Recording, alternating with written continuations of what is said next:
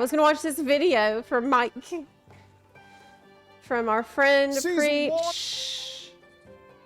Gaming. So how do we watch it? Okay, yeah. I've been waiting to watch this one. Woo!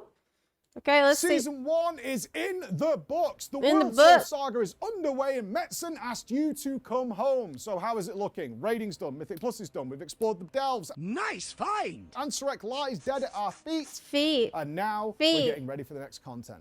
Well, can y'all hear him okay? Is this loud enough? Or is he a little quiet? well, let's give our full, honest review of how this Season 1 went.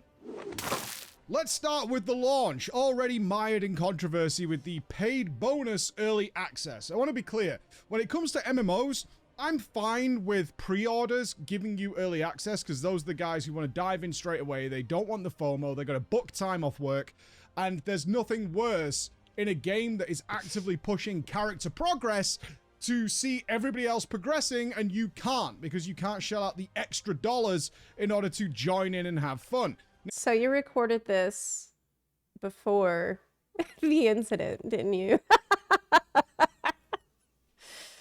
It's like, oh, sweet summer child. In the times when we thought that the the biggest cash grab that they had gone for in the War Within was people paying to beta test the game on top of the paid early access. Now, Blizzard's obviously looking, as I asked Ian directly at BlizzCon immediately after this was announced, what the point of this thing was, because we'd never had it before, is that he kind of looked a little down about it. And he was like, they need something. It's a bean counter decision. They need something to incentivize people paying more money. It's kind of how he looked at it. And it's often the case, even with the game director, I feel, I don't know this for sure, this was a dictated rule from the money counters, and personally, I think it was a massive balls up. A huge balls up that starts this World Soul Saga. Everybody come back, everybody have fun, and look at it through the window from the outside, unless you can afford to spend more money. And then... Okay, you're right. You're right, of course. But look at it this way. You don't get into a position of being a bean counter at Activision or Blizzard. Like, you don't get a job doing this thing in the financial department, making these kinds of decisions for a company like this without having a mentality of, if it's gonna make us hand over fist cash, we should do it. Like, I feel like if you're working in this department and you say something like, yeah, so if we do this thing, it's gonna make us just buttloads of cash. Like, we're gonna print money like you would never believe. But it's not a very gamer-friendly decision. I'm sorry, but you're gonna be laughed out of the room, because that's the reality. Like, because if they know for a fact gamers are gonna give the money for the service, for the product, and they're gonna make exponentially more money by doing that thing, nobody in that room is gonna be like, well, philosophically speaking, this is a little bit unfriendly to the gamer, and gamer, is this ethical? Nobody. They're just not. That because if you are the type of person who would say that, you're not going to have the job making those decisions. That's just, it doesn't work like that. And obviously the FOMO kicks in and people are like, I'm just going to end up buying this. The market follows demand. The market follows demand. It's inevitable. This is a fact of life. Want it. I don't want the other rewards, but I'm going to buy it because my favorite game is happening right now in front of my eyes, and I literally can't play, and I'm seeing everybody else play it, and it sucks. And my friends are leveling, and they're having fun, it's and then true. I'm going to jump in. They're already going to be... And I have complained about this too. It's totally... Yeah, I've complained about the fact that, man, the early access sucked. And the paid beta testing for... Blah, blah, blah, blah. Yeah, terrible idea. I have no doubt, though, this is like pessimistic me, is that there's probably made so much cash they're going to do it again. That's what I'm hope saying. that they take a more responsible approach towards their community and just put it into pre-orders. Because pre-orders, I'm fine with. Other games do that all the time for MMOs, and it does, in some way, divide up the player base so the servers are left destroyed. My personal feeling is, people would prefer to have a few hours of a laggy mess, Oh, I but miss still all him. get to play together, although it might be frustrating, but continue the next Oh my day God. totally fine, as is historically true with most World of Warcraft launches. It also miss him didn't so help, of much. course, is that immediately once the game was widespread available, is that they then nerfed the leveling. Even if they did any change from what people had in early access to what happened when it went live, quote unquote, it would have been a disaster. But to see people, especially the top streamers from the top guilds, whether you're following Liquid, Method, or Echo, or whoever you're following, leveling 18 characters really quickly in the early access, and then when it goes to retail, they nerf that process, and you're like, dude, what the hell? So like it was premium rich access or whatever, right? It's total garbage. Hated every second of it. I don't think it should be done. Damn, I'm leveling 18 characters a week, and I'm not even doing any MDI or like Mythic. Shit. I'm doing that shit recreationally. I'm like, I need 18 shamans, in fact. In the future. We interrupt this regularly scheduled broadcast to talk about Displate. You get me today because Mike forgot to record this before he Displate. left for Florida. Displate has thousands of amazing designs. It's Chris. Oh my god. Chris, give this man a raise. Holy from your shit. favorite TV shows, movies, and games. They're super easy to put up Oh and my take God. down. You can swap them around. Whether it's from games Record like this WoW, 'cause he's Final gone. Fantasy 14, or Warhammer 40k, you can Holy find crap, anything you dude. want on the website, and I would suggest you give it a look. Check out the link down below, or use code PREACH at checkout for up to 27% off anything on the website. Okay. That seems like a really good sponsor. Maybe, hey, can y'all hook me up? I need a sponsor like The that. launch overall for both sides went smoothly, coming down to a Yo, Displate. I got some space back there to put some shit. gameplay point of view. It was crispy smooth, really nice. Now, what about the leveling process? Far too easy. So good. Blizzard ended up nerfing this shortly after and trying to make the scaling a little better. Easy. All right. Right, we talked about this earlier, but the leveling process in MMOs is supposed to be brain dead easy. I get it. I do. I understand it. It's supposed to be for literally everybody, including somebody who's picked up the game, somebody who's using like a third of their abilities total, and certainly not doing any sort of optimal rotation. It was Any seasoned fine, I player thought. in MMO is not going to be looking for a difficult leveling experience in the MMO space. Did you guys see me leveling my high mountain Taran yesterday in Dire Mall?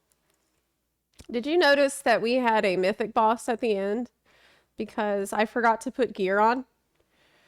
So what I'm trying to say is, if you're looking for a more difficult leveling experience, just invite me to your group. We literally did prog on Azith the Soul Shaper, whatever the hell that guy's name was at the end. Because I'm like, I'm so Pepe guy that even after all these years, I think I just get dumber. Your difficulty supposed And worse to come at the later. game. It's normal. But generally speaking, the open world was really good. Particular shout outs to Hallowfall, which was by far my favorite zone.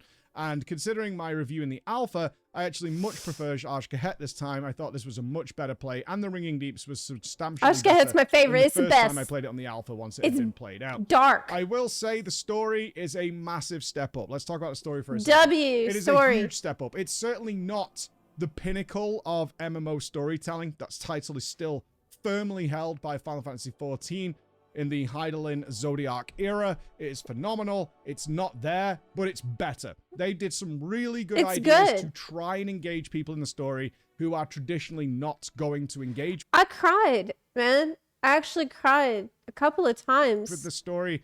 I was so particularly want to give beautiful. a shout out here to adding lots more voiceovers after you accept the quest. So if you're a skipper and you're just accept, a lot of the NPCs will actually follow along, telling you what the hell is going on. Like, at that point, only people playing with literally zero audio and not looking at anything on the screen because the chat bubble's popping up are not going to have some general understanding of what is happening. I really enjoyed so much of the story. I know people didn't like it, but I liked Anduin's story. They took the horrendous Loved mess it. that is Shadowlands and tried to take it seriously. I and loved they also it. reset a lot of the characters who have been turned into memes, you know. About the VA, it's like, I mean, I played War Within story immediately after the Dawn Trail story, and I think You can almost tell who else had done that before going through War Within story, because everyone who played Dawntrail story and then does War Within, they all have the same thing to say. Wow, there's so much VA in the War Within. Like, everything is voiced. It's crazy. Like, anytime I talk to a character, is voiced by a voice actor. I just can't believe that. A great example of that. We had a ridiculous moment in an Did I have to read so much? Recently. Is every time someone turns a quest in, the voice line resets and plays over again, turning Bran into a meme, and he had become a meme over the years. This is what we denied. Access level insufficient.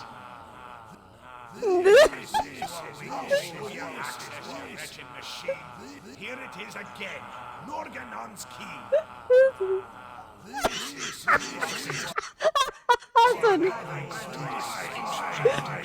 That's a nice find. Trying to reset that character and physically change that character. I'm still not going to go into spoilers here. That happened to me too. I actually remember that happening now. But if you've played it, you've played it. To physically change that character, to give him a fresh Holy start. The same shit. with Kadar. These forgotten characters that just walk in, disappear, and wander out. Now they're... Wait, he's in Florida right now. Oh, crap. Wasn't that, like... Didn't that just happen? 23rd. Fuck! Oh my god. Shit. He's gonna be so mad. I was supposed to... Yeah, I was supposed to go see them, and it's already 29th. They're probably left. They probably went back to UK. Yeah, and now they're going to do something with them and have their presence be felt, because they should be. One of the big issues that World of Warcraft has had over the years is very powerful, very major characters in their storylines just not being present when they should be, because they would absolutely be helpful here, and they should be helping with the situation. Azeroth faces, existential crisis or whatever, and suddenly Khadgar's just not here for some reason, or Jaina's not here, and Thrall's just not here. It's like they would absolutely be here. They seem to be resolving that. On the story note, though, yes, I very much enjoyed the main campaign. However, I really feel it's time to drop the time gating of the story. I don't think it serves a purpose anymore, and in fact causes more angst and frustration than is necessary. I really do think that once Metzen fully takes control, as Metzen had an interview just before the World Saga came out. How do you guys feel about time gating the story? I kind of don't mind it. For me, it has so far with doing the new installations of the story that have released in the following weeks. I felt like it gave me something to look forward to, and it was a kind of fun surprise when I logged in, like, oh, cool, there's more story. That's how I felt about it. And it's not like FF hasn't done that before. FF does that too at times. So it didn't really bother me. Why do you think it sucks? What's the problem with it? So some people really hate it. It's dumb. Why do it other than to drag out content? I guess it depends on, like, how major is the next story installment. Because to me, these extra stories chapters that we got felt like extra. They just felt like addendums, not like absolutely part of the primary main story experience. So it didn't bother me. However, there was one week that I thought was filler and that I was annoyed by. And it was the week where you need to go into the Ringing Deeps and, like, get the golem stuff. And I thought that was pretty boring. And I remember feeling like, well, in that case, it felt like it was dragging out content. Saying that his influence is not that really was the one I really going to be didn't felt like until later on, because a lot of what the War Within was actually done when he came back. So he has rejiggled some of the start, but his real influence is going to be felt towards the end of the World Soul Saga and in the middle and early stages. So we'll probably see that sort of mid to late. The War Within is where Metzen really jumps in and see what he's doing with it and where the So Haranir stuff, right? story's going. But you can Right? tell from the alpha to the release of the War Within is that they did Haranir. go back and with a fine-tooth comb remove things that would have been a little weird. So a good example of this would have been the initial hatred in Hallowfall towards anybody who has touched the Void. That it was mainly targeted at Illyria. It's like, we don't trust anybody who's with the Void because our crystal turns dark and that's really bad. So we don't like anybody with the Void. However, they went back and realized, hey, there are Void-born characters here. Right? We've got Shadow Priests. This is going to be really weird if they're all like pointing fingers at Illyria and you're stood there with your purple glow going, I mean, this is a little odd. So they went back and tied up a lot of loose ends, which is, I never found a logical fallacy in the story so far and felt that they did really well. A lot of good connecting moments playing chess. It was coherent. I loved it. With Anduin was really good. All that stuff played well, but the time gating of the story literally turned off members of my team from playing any more of the War Within because they just came back. The story happens in this like reasonable hour and a half period, and then it cuts off at some cliffhanger for another week for some reason, despite the fact that it shouldn't, because we've already paid the month. You're not getting more time out of us for doing this. You're just time gating it because it's been done, and that's where I would point out here how Ian very regularly has pointed out is like, we need to start letting go of the antiquated ideas of what MMOs were in the early 2000s and the rules that were set by our forefathers. It's something Ian talks about a lot, is when he joined the team actively as his... Yeah, I guess if you have a story chapter that ends on a cliffhanger, then it does feel more frustrating than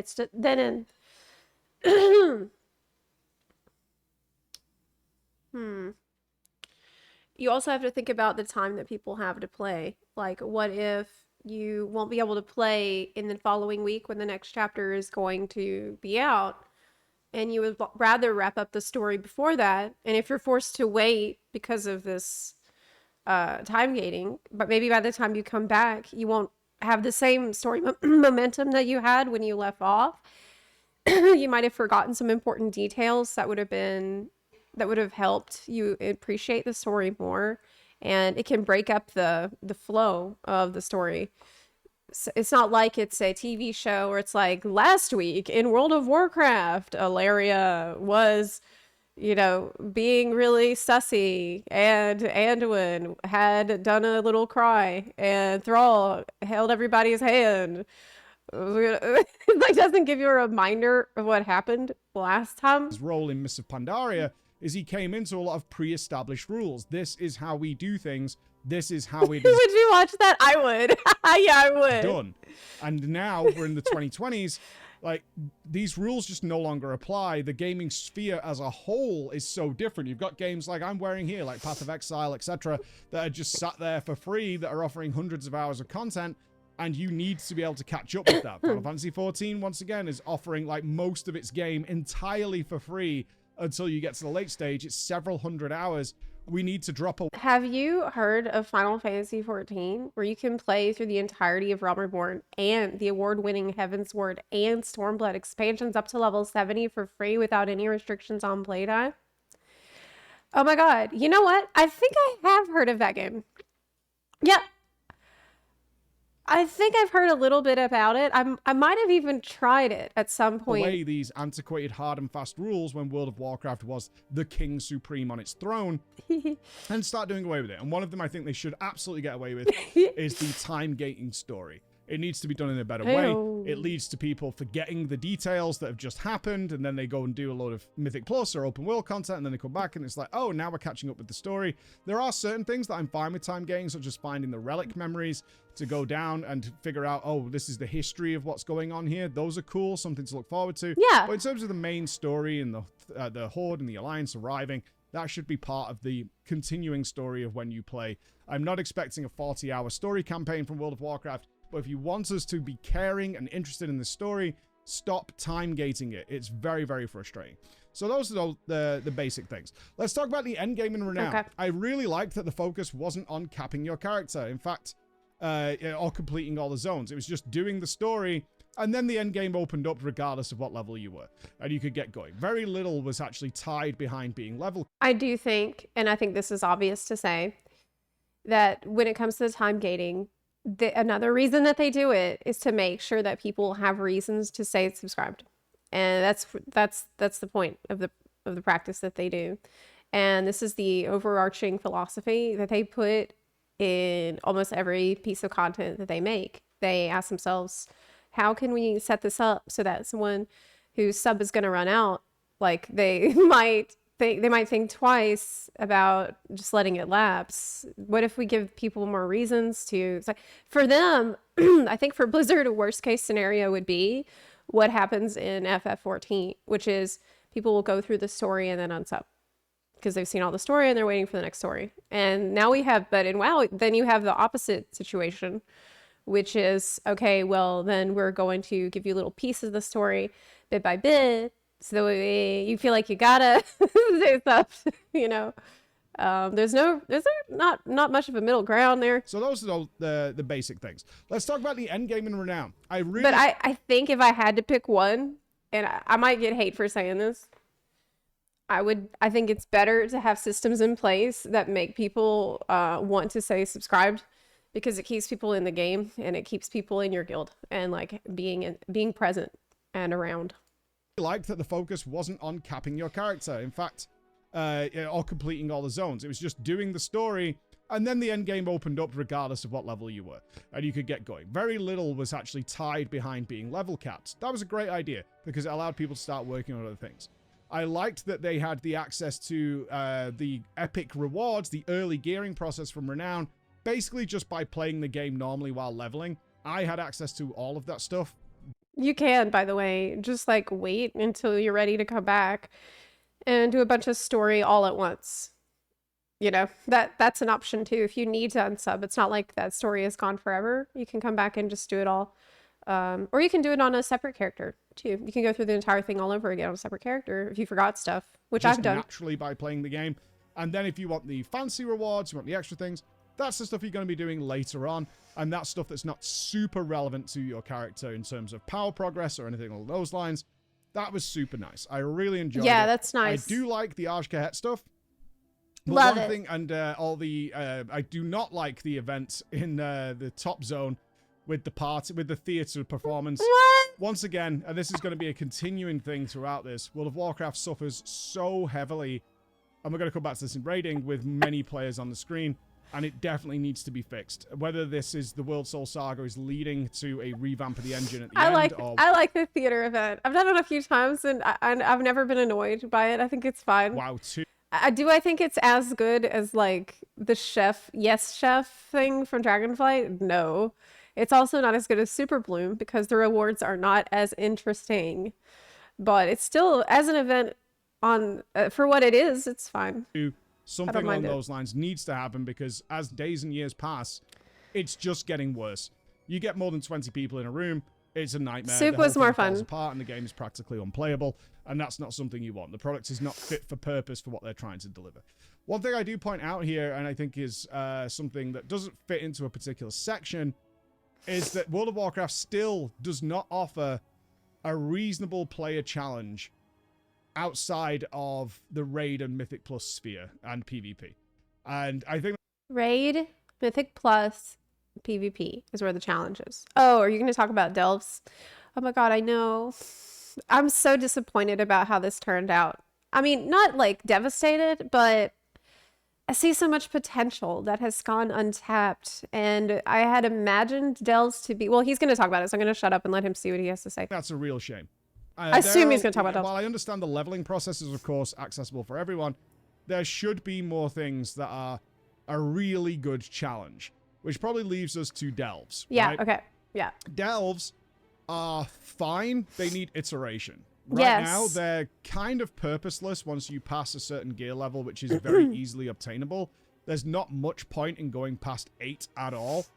I think that's okay, though. For a first go at what Delves are and finding out how players treat them, how players are interacting with them, there are lots of players doing Delves every day and using it as their primary gearing source, unlocking their vaults, whatever it might be. Now Blizzard needs to figure out a way of making these a more interesting temptation to actually push and do something with them, because then we will have access to that challenge I was talking about earlier. Oh my god, I completely agree. I completely agree. You can get gear in Delves. It's like 603 eye level for doing almost nothing. Like if you go in there with the group, if you bring a group into a tier 8 Delve, it is so easy. It is a walk in the park. It is like, you don't even need to be geared to handle it. It's, oh a way that I have geared up tons of characters. We've helped others in the guild gear up tons of characters. Super easy by just doing tier 8 delves in a group. And this is good and bad. It's obviously good because it gives us an easy and accessible gearing pathway that's pretty chill and low stress. And that's not a bad thing. But it's bad because, like, I feel like the item level of the gear that you get doesn't correlate to the difficulty of the content that you're in. And so then you end up having a character that's geared enough to maybe do +4 Mythic plus Dungeon +5. But it's like you might not actually be ready for that because delves don't really prepare you for that. The spike in difficulty from a tier 8 delve with a group into a Mythic, even a Mythic +3 is absolutely enormous. There's that, but it's also, I saw delves as something that you could do solo. That would be a fun solo challenge. That's why it was so exciting for me.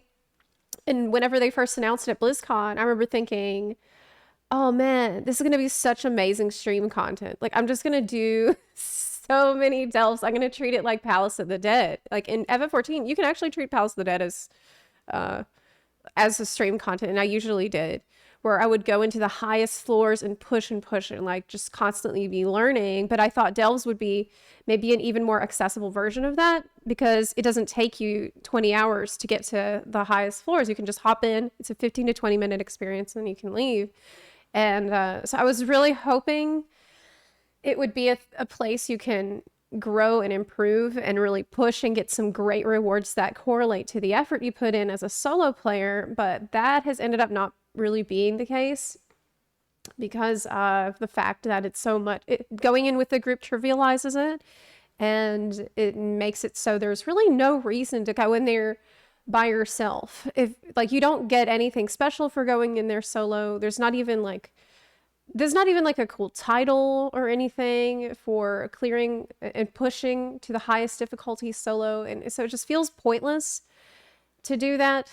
And I guess he said it's okay that since this is the first version of delves that they might iterate on, that they didn't want to make it super necessary to do these top floors. So they wanted to see how people interacted with the content first and then go from there. But I mean, I don't know. You get a super cool unique mount for doing Zekvir level question. Yeah, but that's a one-time thing. I'm thinking, I'm sorry, I really mean more about like using it as an in-game pathway of gearing, skill improvement, and just in-game content that you do on the regular, you know, solo in-game content. Level 8s are relatively simplistic. Going past that can get harder, but there's also not much point in doing it. And you're kind of just hoping for maps if you're looking for actually acquiring gear, which are a pretty low drop rate. And as we've seen, certainly over the last couple of weeks, they are nerfing the ways people are finding, very similar to more of Souls in Legion, of being efficient with them. So we saw with Zekvir, the easier version of Zekvir is people could spam that. It's not hard to do, and they could do it very, very quickly because there's no trash, there's no story. It's just straight into a room with a boss. Yeah, we were spamming that to fill their vaults, for the or vault. to get Valor Stones or whatever it might be. And then they nerfed it again because people are still utilizing it for the things they don't want them to do. People will point to Zekvir question mark as that difficulty. Like, it's over there, Mike, it's over there. I've done it. It's okay. It's a fine boss, but it's a one and done thing. I see no real reason to go back and actively farm it or to do anything with it. It's just a one and done. I'm talking about some regular challenge. The Ringing Deep's weekly event, although it did have to be nerfed, which is odd to me because it's very simple, but it's also very similar to the Proving Grounds, which we know a lot of people couldn't do. I get it. It's supposed to be a nice weekly thing to jump into. I just don't want all my open world content to be brain dead easy, but making it hard is pointless. That's what I'm looking for, okay? That's what I'm asking for. It's like, I want some challenge out here that's reasonably rewarding that isn't involving something super difficult in terms of the mass player base that I can work on myself, right? I would prefer the Ringing Deeps to have a more difficult step up that maybe is shorter, but it's harder to do, and then you're tempting people to do it in a more efficient way. Are you talking about Awakening the Machine Mythic? Perhaps has a higher chance of dropping the mount, things along those lines. Yeah, I agree. People to try and get a bit better at the ideas of the game's mechanics, soaking things, interrupting things, which is what that idea is. It's an advancement on the Proving Grounds. I would really like to see that.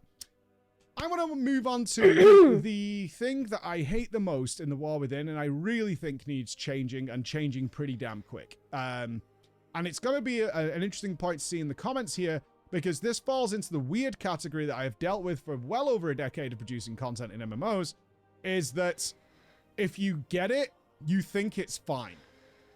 And that means a lot of people really defend these systems because they understand it and therefore it's not that bad. Okay, what? Right? And I have this across every MMO that I cover, is from an outside perspective when I come in, and this is the feedback I give to the developers of those games. It's like, this system is really bad. Your current players are probably fine with it because they're used to it and therefore it makes sense to them. But for anybody looking from the outside or coming in on their day one, this thing is awful. And this, in this case, it is the gearing system. The gearing system is horrendous in the War Within. Absolutely horrendous. And I want you to look at this through the eyes of the people who sat there watching BlizzCon, and to have Chris Metzen come out and say it's time to come home. They may have not played the game since Shadowlands or BFA or for perhaps earlier, and walk into this nightmare that is the gearing system. What makes this extra ironic for me, and we covered this in the past, is that secret meetings with developers where they gave conferences and things and images that were... I mean, he's kind of talking about me. Like, I think I have this perspective because I hadn't played the game very seriously at all since, God, early WoD. And before that, I had popped in sometimes to get some, like, farm mounts and things, but I wasn't engaged with gearing at all whatsoever. And it wasn't until the end of Dragonflight that I started even doing some Mythic Plus with Preach here and some of my friends. So for me, I guess I have this... I have had to figure out gearing in WoW as it is in the modern era. And one thing, there's a few things that have been confusing to me that I didn't understand straight away. The first thing that was confusing to me was tracks and upgrading tracks. I did not understand that shit at all. When people were like, "Oh, this is whatever item level, but it's on the hero track," I'm thinking, what the fuck does that even mean? Hero track. Oh, but this is good because it's on the veteran track and it's not on the champion track. It's on you need the champion track. I didn't know what any of that meant. I also didn't understand whenever I had first done, God, I think it was Dawn of the Infinite with Preach. And I'm like, what do I do? Like, how do I get the gear I need? And he was like, okay, so you need to find the crafting order person. Do you have any sparks? And I'm like, what's a spark? He's like, check your bags. I'm like, okay, yeah, it looks like I got some sparks. I don't know what they're for. Okay, well, use the sparks at the crafting person and find the staff or whatever. And I'm like, okay, there's no way in a million years I would have known to look for that shit without somebody, literally Preach, walking me through the process.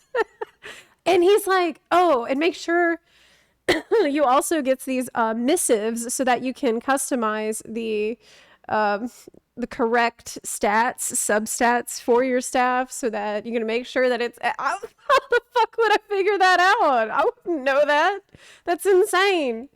I think if I were not... Like, I played, obviously, long ago. I was raiding in Classic. I was raiding in old expansions.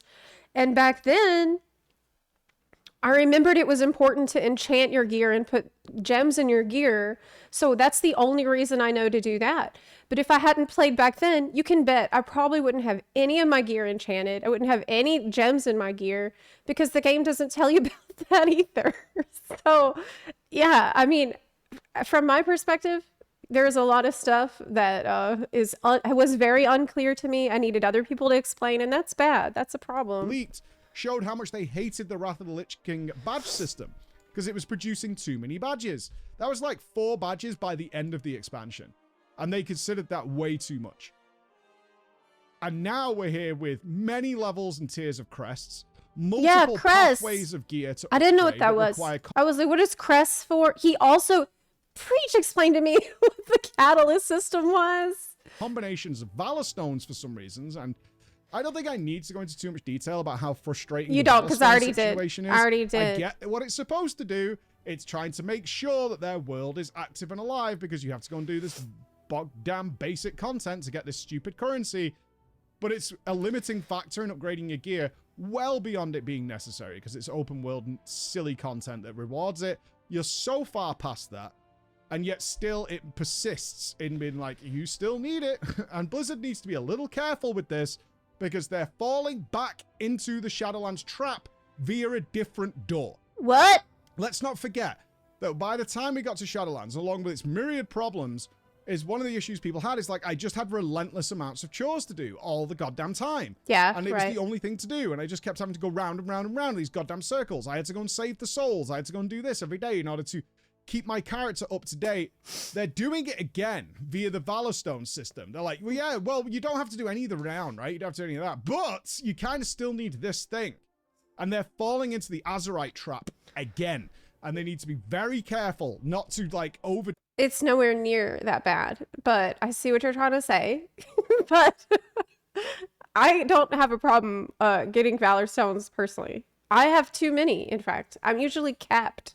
I'm capping out on these things. do it because it's gonna happen again where people are like, dude, But I hear what you're saying. it's just Look, Preach has trauma from Shadowlands. Like, I'm not even gonna lie about that. I have seen his videos from the Shadowlands era, and I have never seen him so upset, and he is terrified that it will end up like this again. You're safe now. I think it's going to be fine, but it's good to be vigilant about these things. relentless. Like, I still need to do this. Let's rewind, though. Let's go back to the crest system. What was wrong with Valor Points? Obtainable from many, many sources. What was wrong with that? In order to have a simple one-and-done currency that you can upgrade your items with, and that was great. People were fine with that. Now we have multiple crests that come from all different sources, and is now hard-locking people at certain gear levels because the accessibility to the next levels requires an enormous step up in ability of the player. That is in order actually a to very good achieve point. it. That is actually a very good point. That the next stage of gearing up, you're kind of locked off from, because now you need a different kind of crest that is going to take a lot more effort than what you've been doing before that. And you can achieve the lower tier extraordinarily easy. Yeah, that's and true. Now you're managing all these crests. You now have multiple channels to swap them, move them around. Once you've got this achievement, you can then trade certain amounts for certain amounts and then unpack them and move them. What are you doing? And this doesn't even touch onto the crafting system, which I know I'm not the only one who is full done with this system, despite the fact that I have a guild that will make anything I put in there very easily. I just can't be bothered with it. It's just frustrating. It's annoying. Well, I kind of like the crafting system. I like the new, more in-depth crafting system. I think it's interesting and cool. I like feeling like I'm making progress on my different specializations and getting points and all this stuff. I think that's neat. But what he's looking at right now, this is annoying as hell. The one with trying to craft something and you need like an enchanted, carved, nascent harbinger crest, and I'm sitting here like, what the fuck? Okay, so I need to go to the enchanting vendor. I need to buy a nascent crest. I need to take it to the crafting depot. I need to have an enchanter enchant it and turn it into a different kind of crest. What the fuck? Like, that is way too dank. That definitely gets way too dank. There's so many pitfalls and noob traps. So many documents are having to be produced. Right now, for the he's player actually base looking at and crest videos. upgrades. Yeah, And he's, shout out Dratnos here. yeah. Did a Thanks for the correction. massive guide on like, okay, you upgrade this one. Am I going to take part in OnlyFans? You betcha. I was gonna say you betcha or you bet, but I failed halfway, so I ended up saying you betcha. Sorry. Yeah, I would say just yes. Yes, I will. There's flowcharts. Is it this level? Which track is it on? Okay, you want to spend it here. And people love being efficient in their MMOs. They do not like wasting Wow, he grew his beard out, didn't he? currency. And there are so many pitfalls that you can fall into here. The crafting system, you gotta send this up, you gotta get Oh, here we go. This is what I'm talking about. This is annoying as hell. I do not like getting the enchanting chance crest. of one, then you gotta get that sent back. Then you can go and get this crafted over Yes, here. It's too much. That's annoying. It's So as much as I love the crafting system, and I like the crafting orders too. For some of this stuff, it's a pain in the ass, and they need to look at those insane. pain It's points. not necessary, and it's making the whole thing a mess. a simple system of rewarding people who have bad luck, they do several raids, and they don't get anything, and then having some way of getting system like we had in the Sunwell is like, oh, you did all this? Okay, there's really good loot that's from here. Maybe you can get better in the raid. You know, you can get your spy masters from there. But we're not going to leave you high and dry because you've clearly been playing the game. Yeah. You've clearly been doing stuff. That's something FF14 does that I love, where you finish a raid, you got a book. So even if you didn't get lucky and you didn't get your item, it's fine because you did the raid, you earned a book. After you got enough books, you can turn in those books for an item. That is fantastic system. Everybody should be rewarded something like that. So here's a simple reward to do that. And maybe something that can allow people to like, I've got this really good piece. It's normal. It's heroic, whatever. I'm not going to do Mythic, but I can upgrade it to be pretty damn like a free web-wrapped curio. close via a Valor Point system. Nice and simple. Doesn't need like 6 or 7 crest tiers and all this kind of garbage that's going on. Absolutely hate it. I think it's the biggest letdown for me. And I'm looking at it through the eyes of somebody returning to this game from a time when bosses dropped items. That's me. Is it good for me? Is it not? That's me, dude. I equip it. That's I'm that person that you're talking about that's had to figure this shit out all over again with the way things are today. And I have managed to figure it out for the most part. That's a great question, Chris. But it's some things I've been a little annoying. That is a wonderful question. Is this trinket Those any dog good? shits. The most often asked question. Is this trinket good? Is this Yes. trinket any fucking good? Right. That's it. That was the end of it. Like, did it drop or did it not? It didn't. Okay, we run again. Right, I need that trinket from that dungeon. All right, we go. We just do it over and over again. I got it. Okay, but once I got it, thumbs up. I'm done. Right? I'm not looking to just do endless content to get crests to upgrade something else, and I'm not even interested in getting loot from this dungeon anymore. Blah blah blah blah blah. The whole circle. It's one of those systems that, again, if you're used to it. You know, though, I think I'm still using a website that I used a long time ago to check these things. I use Ask Mr. Robot to see what's best for my gear. I think I've been using that for a long time. It's like I have an add-on that lets me check based on everything that's in my bags, what would be the best things for me to equip, depending if I want to do raid stuff or Mythic Plus on that spec. And it will give me good suggestions about, because I can't math all that stuff out. It's too complicated. You're into it. It's fine. You get it. But just trust me, for a lot of players coming back, it's probably not necessary. Okay, so I really do genuinely need to read quite a lot of documentation before I can engage with the system properly or in an efficient way. And that's... Or I'll go to Wowhead and I'll check the best gear, like the BIS list. And usually on Wowhead, there's going to be a tier list of different trinkets for your spec, and you can target those. Just not that fun. It's really not. I maybe I'm boomer on this. I prefer to go, where does this come from? We go there. I want to do this Mythic Plus. That's where my thing comes from. And people are still doing that, though. That's why people are farming out Arakara. They're trying to get that. They're trying to get the good trinket that literally every person wants from there. Let's talk about raiding. The raiding okay, is actually let's move on. Okay, yes, I was at the Race to World First, and my thoughts and on the feelings on the Race to World First are very different than what's happening in the general player base. Putting the Race to World First to a side, okay, I've talked about that. Let's talk about like normal and heroic. Normal was fine. Awesome, loved it. Okay, great. Heroic though, up until a haven't day tried ago it yet. when they finally implemented nerfs, was an absolute cluster of design. Very weird. Really? All the way up until Ansarek. So the experience we had, again, this is anecdotal, but I know many other people had the same thing, is that you one-shot. By week 2 or week 3, you were one-shotting every single boss in that raid on heroic with a reasonably prepared team, including the Silken Core up to Ansarek, and then being hard stuck on Ansarek Phase 1 for hours. What? This jump in the difficulty curve of Narubar Palace overall, from Mythic, Heroic, etc., is just all over the place. It's so weird how much it skyrockets at certain points for no real reason. And in a genuine way, multiple Mythic bosses are significantly easier with a reasonably competent group than a Heroic Ansarek is. We have seen this in the past, right? Blackhand was the same, Archimon was the same. But we should be... Buns who are doing heroic raids with the only buns. How have y'all felt about heroic raiding difficulty? It's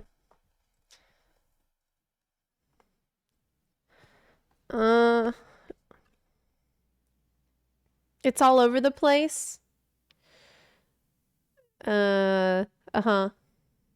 Okay. past this sort of bizarre difficulty spike. Some of Hate the decisions first they made wing. with Brood and Queen are only tough ones. Silken Court seems... I mean, that's the hard boss on normal. Silken Court was rough, but it's doable. It is doable. I personally really don't like the web tether mechanic. I think it's just annoying as hell. It's too finicky. It's too finicky to make sure the two people are close enough to the same one to get it. It's just, I find that frustrating. But of course, having an evoker in the party kind of trivializes that. Heroic Ansorek's design are so punishing to be just completely unnecessary. Like cruel. And cruel was a word I used a lot during the race to World First. There's a lot of design choices are not just like unforgiving, they're cruel. They're like double down on how mean it is. So someone dying for P1, for example, That's horrible. Is going to lead, and it won't anymore, to just you getting in the whole rage just exploding for massive damage. Absolutely stupid. Oh my god. Oh my god. What also is a big problem here, or what I return to, is the game's inability to handle too many players on the screen. I don't see any bigger argument when we have this choice that WoW 2 needs to come. Even if it looks visually identical, but it's built on a much more modern engine. No way are they going to do that. I doubt they're going to do it. Heroic Ansorek is a nightmare for anybody who's not playing the latest hardware, right? Yes, sure, the top guilds in the world are carrying people through that for their split runs, but every single one of them is usually running on a ridiculously high-end PC, and also being very choosy about who gets to go, who's likely very high geared, and there's a reasonable chance they have a decent bit of hardware behind them. Anybody playing a middle of the road PC, Heroic Ansorek 30-man is practically unplayable. We have many people crashing, running on the spot. Couldn't. Is that still the case? Because I haven't done Heroic yet. Do anything once We might try it this week though if buns want to. I mean, the rest of the buns have been progging it, but I've been in charge of running the normal raids. But this week, maybe on Friday, I'll go into Heroic. To give you an example, we spent probably 4.5 hours of progress on Heroic Ansorek 30-man, which was rarely getting to phase 3. When we dropped it... Yeah, you're completely right, Dare. As a business, they have no reason to spend more money on creating WoW 2, unless tons of people stop giving them money. Yeah, I think that they won't for that reason. 20-man? WoW's the cash cow. Still. And the game genuinely felt weird.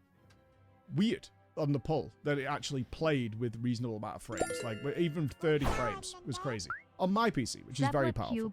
Blizzard needs to address this. Like, the rating difficulty curve was scuffed all over the place. They're making nerfs now in order to correct it, but this is the biggest example I can see from this raid tier, is that the game is just not capable anymore. And I genuinely kind of believe it might be time, if they can't fix this for the next 6 years or do something about it, it might be worth actively limiting how many people can go to Heroic, because it's just not fun for so many people. And you can see this reflected in the Pug world, who do not do 30-man. And the reason is, in my opinion, is it's like, I don't know about the Pug world. Error that can snowball, even though that's being fixed via nerfs. Also, to me, I think I tried pugging a raid in Dragonflight once, and it was absolutely a disaster. It was so bad.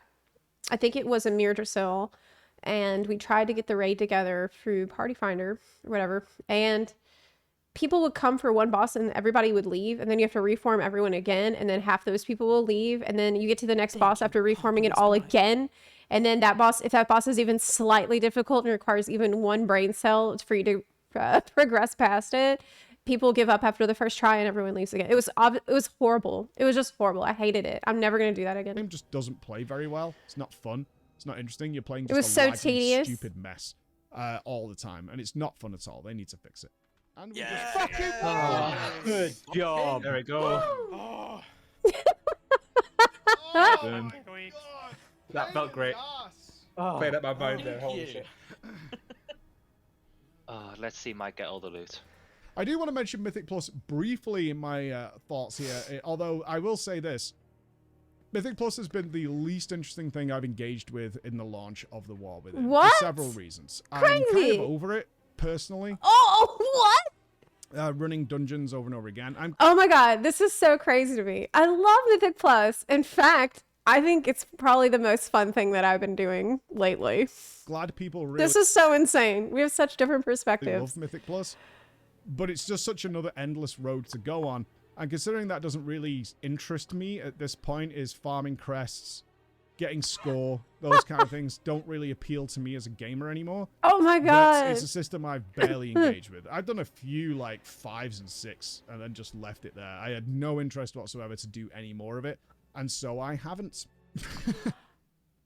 I am shook right now. He's only done +5 and +6, and he hasn't been pushing with.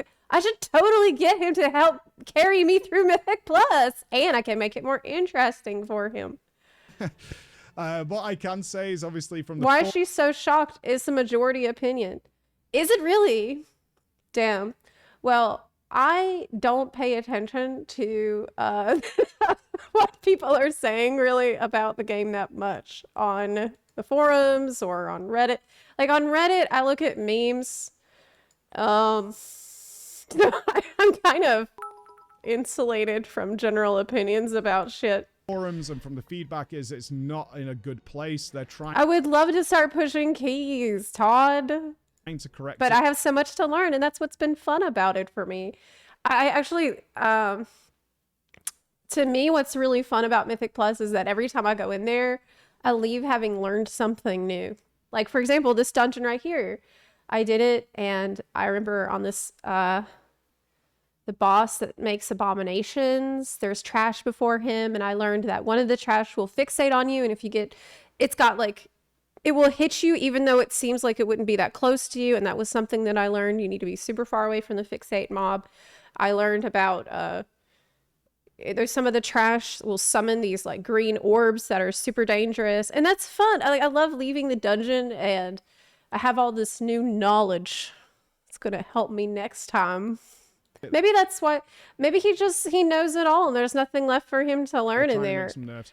I I think don't a lot know. of this is still the adjustment of the numbering system. People are still very much used to, oh, I need to do a 15 and things like that. It was Despite the fun. fact that It's it's like a 25, awesome. 26 or something stupid at this point, and not really getting that message, and therefore they feel bad. It's kind of like when the numbers squish came in, is that they're struggling in a 5 and 6, where previously that was like the free one. This might be something that corrects itself over time, but part of the problem, again, is the crest system is requiring you to do certain higher level tiers, which are now really, really hard. Far harder than they were Zepla Q, previously to Bunner get Q2. those. And people are really struggling.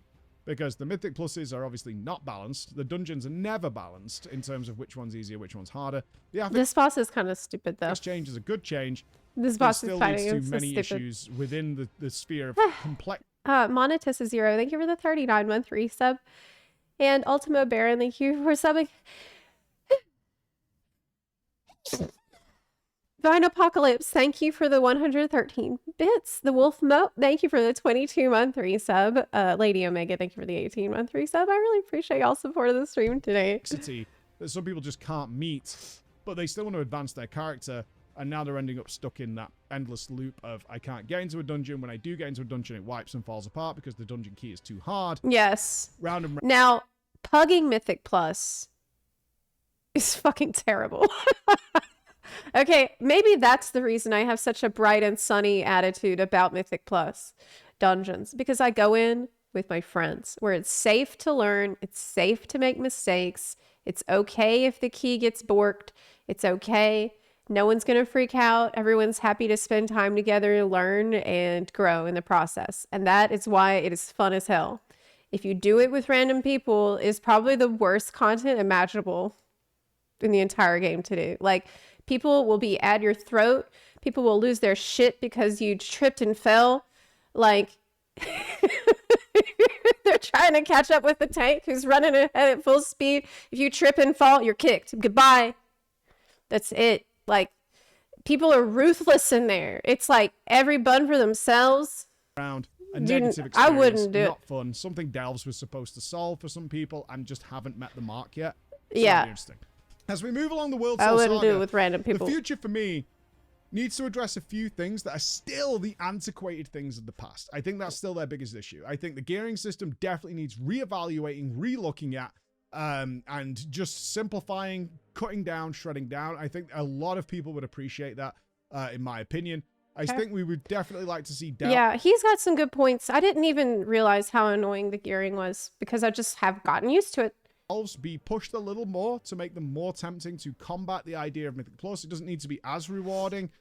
Give as many crests if they're still going to be around, but there should be good, ample reason beyond achievements to push higher into the delve system and have that as a personal challenge that totally people can go on based. if they want to. You're so right. I would love to see proper delve guides of how you do this, how you Yeah. get around it, how you deal with this, that people can work on individually. Oh my give that god, you're so Mage correct. Tower-esque experience. Yeah, like Mage Tower. Question mark is That it. But there's an I actually did. opportunity there. Glad it's evergreen. I did that actually. Want to see it iterated on. And my final point really is this is a much more story-driven expansion than before, is to have that storytelling no longer be time-gated and messed around with. There you have it. Is it perfect?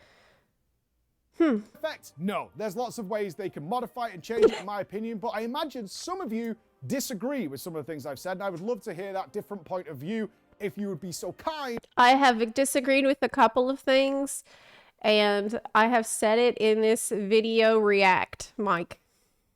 So here's why As to leave it down below. I've already said those things. So, as Season 2 approaches, I would love to see the changes I've thought about, but maybe that's not the direction for everybody else. Some simple tweaks, the time gating, the gearing system could be simplified. All these things I think would make a broader, more accessible game that we can all enjoy.